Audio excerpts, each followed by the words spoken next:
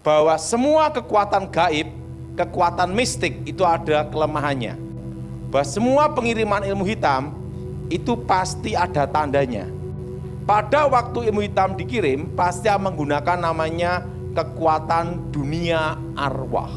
Semua kekuatan gaib mengambil sisi energi negatif untuk diubah jadi benteng pertahanan, kekuatan menyerang atau masuk ke alam bawah sadar. Bagaimana cara untuk mengalahkan, menangkal ilmu hitam?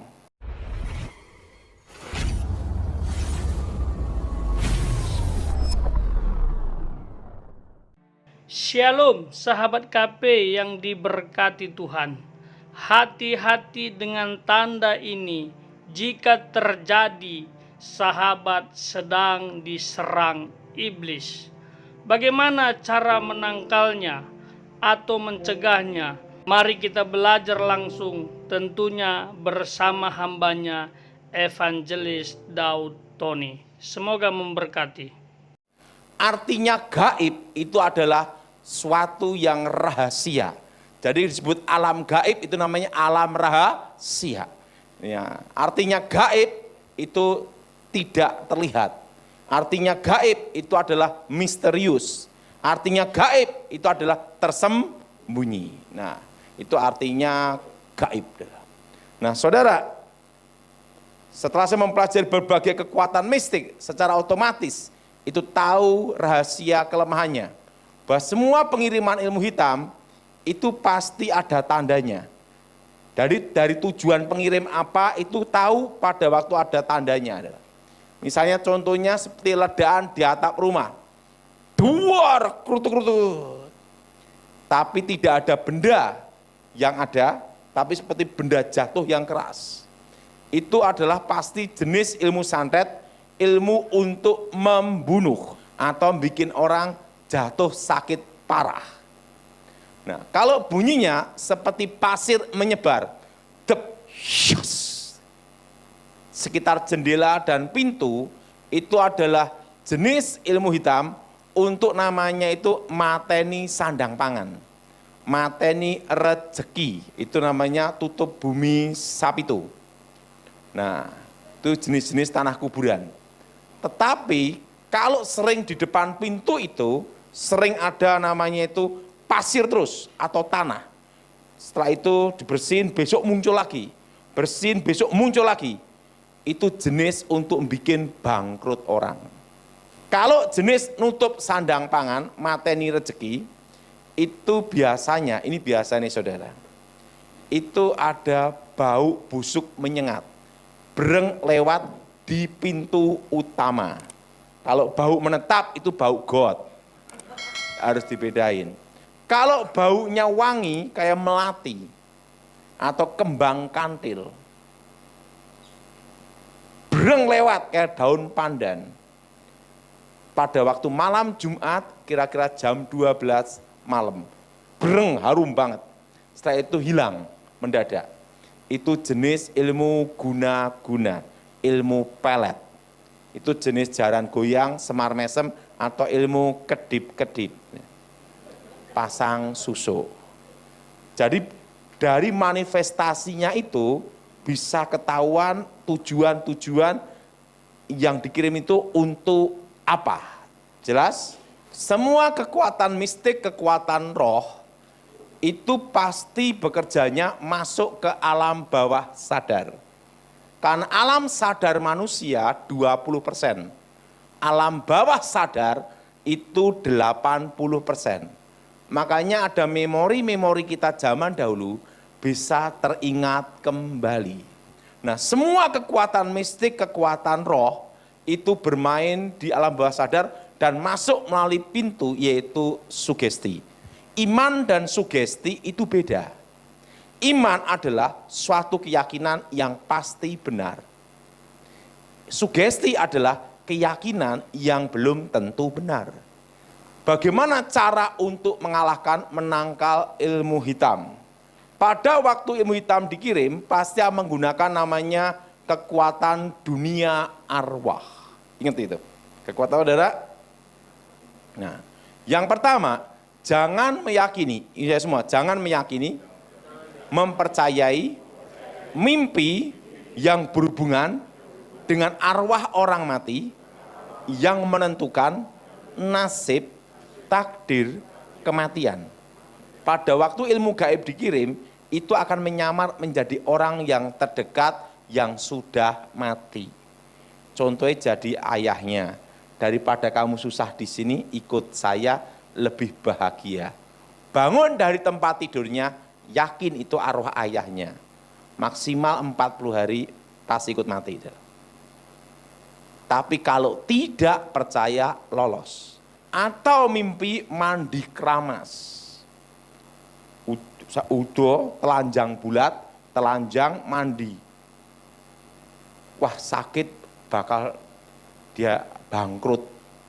Atau buang air besar terus menerus. Nah, itu jenis tanah kuburan.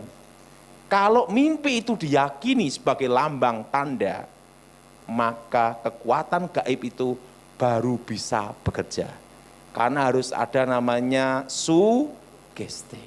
Tetapi kalau tidak percaya, lolos. Yang kedua, orang yang suka tertawa, hati gembira, itu tidak bisa kena ilmu hitam. Tapi jangan ketawa sendiri. Namanya edan. Hati yang gembira, Alkitab berkata, adalah obat. Jelas? Karena semua kekuatan mistik, kekuatan roh, itu bekerja bila ada suatu ikatan. Nah, contohnya apa? Yaitu dosa yang mengikat. Apa dosa mengikat? Akar pahit, kecewa, dendam. Makanya kalau hatinya gembira, suka tertawa, tidak ada kekecewaan, tidak ada dendam. Sehebat dukun apapun, tidak bisa kena. Yang ketiga, orang yang takut setan, pasti ketemu setan. Orang yang takut setan ketemu apa? Nah, ngomong sama sebenarnya, kamu bukan setan. Tapi kalau orang yang berani sama setan, dia tidak ketemu setan. Kenapa? Semua penampakan ilmu gaib kekuatan mistik itu mengambil sisi negatif, namanya energi negatif. Nah, yang keempat, orang pelit paling mudah kena ilmu hitam. Nah, sebelum saya bertobat, saya belajar ilmu namanya babi ngepet. Itu salah satu dari tingkatan ilmu. Kalau menguasai ilmu Singolodaya, berubah jadi harimau, pasti menguasai ilmu ini. Itu dasar ilmu namanya. Nah, yang tidak boleh, itu ketemu pitbullnya Pak Petrus.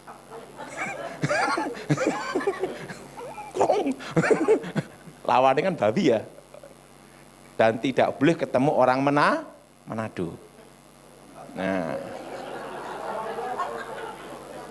Nah, jadi dicari. Nah, jadi kalau baca mantra jadi babi, nanti ada selokan air, sedot, masuk. Nanti masuk, ada kain hitam, buka, keluar, cek, uang, perak, emas, semua ada. Itu namanya ilmu babi ngepet. Itu pakai tindir, tahu tindir? Minyak teplok itu loh. Kalau goyang-goyang bahaya, kalau gini aman. Nah, waktu menguasai ilmu itu, saya nyoba gini, guru, ini ilmu ini bisa dipakai semuanya, bahwa ada selokan air pokoknya. Nah, akhirnya saya mikir gimana nyoba kalau ngerampok bank. Langsung ada bank namanya BRI. Kalau saya itu kalau habis ngambil tak balikin lagi, karena tujuannya bukan mencuri, hanya untuk praktek. Waktu nyedot air di selokan di BRI, mental, enggak bisa. Maka amanlah nabung di bank BR. Nah, dan apa yang terjadi? Waktu gagal, saya balik lagi. Nguk. Kakek saya tanya, loh kenapa Ton? Kamu dari mana? Saya kok ngerampok ngambil bank di BRI, pakai ilmu babi ngepet kok tidak bisa. Kakek saya ketawa cekikian. Dari Adam kowo sampai kamu, ndak ada deal babi ngepet bobol bank kecuali kamu. Ya saya mau nyoba. Bank tidak bisa dibobol babi ngepet sampai ngepot. Karena di bank itu uangnya orang sosial dan orangnya orang pelit gabung jadi satu. Nggak bisa. Terusan disitulah saya baru ngerti, kalau orang suka nolong, suka memberi, itu tidak bisa dikirim ilmu tanah kuburan. Dikirim pun jadi tawar, tidak berfungsi, karena ada hukum di sini. Nah, saya rasa hari ini kolektor berubah. Waktu mau ngasih, lihat belakang, nguk nguk nguk nguk nguk nguk. Mau dibobol babi ngepet atau ngasih. Yang kelima, orang yang hidup dalam perjinahan itu paling mudah kena ilmu hitam. Udah perhatiin. Makanya jangan senang iseng-iseng. Rata-rata orang yang terkena guna-guna ilmu pelet, pertama iseng-iseng main perempuan. Setelah iseng-iseng, ada yang gunakan, roh itu masuk, mengikat. Kalau orang tidak iseng main perempuan, itu tidak bisa kena. Karena tidak ada jalan. Karena suatu kekuatan roh masuk, itu harus ada jalan penyebabnya. Makanya kalau orang ngomong, saya kok kena guna-guna gini, wis pasti bandot. Ingat, pokok dalam hidup ini, satu hal pesan saya, jangan iseng. Karena pada waktu iseng itulah, setelah itu masuk, itulah dosa mengikat. Perzinahan, akar pahit kecewa dendam. Sudah perhatiin, orang kecewa, orang dendam. Kalau di konseling, tiba-tiba ada manifestasi roh jahat. Betul? Betul? Terima kasih sahabat sudah mendengarkan video ini sampai selesai ya. Mari kenali tanda-tandanya. Bisa saja terjadi di tahun ini kepada kita. Mungkin karena ada yang tidak suka atau ingin menjatuhkan kita dalam hal tertentu. Tapi yang paling ampuh adalah mari berserah kepada Allah, minta Allah yang berperang ganti kita. Pasti iblis dengan segala tipu dayanya takluk dan tidak punya sengat sama sekali.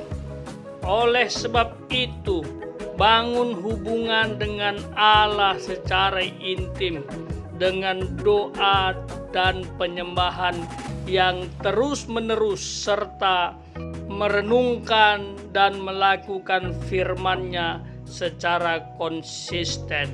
Terakhir, berdamailah kepada semua orang. Kita harus hidup dalam kasih.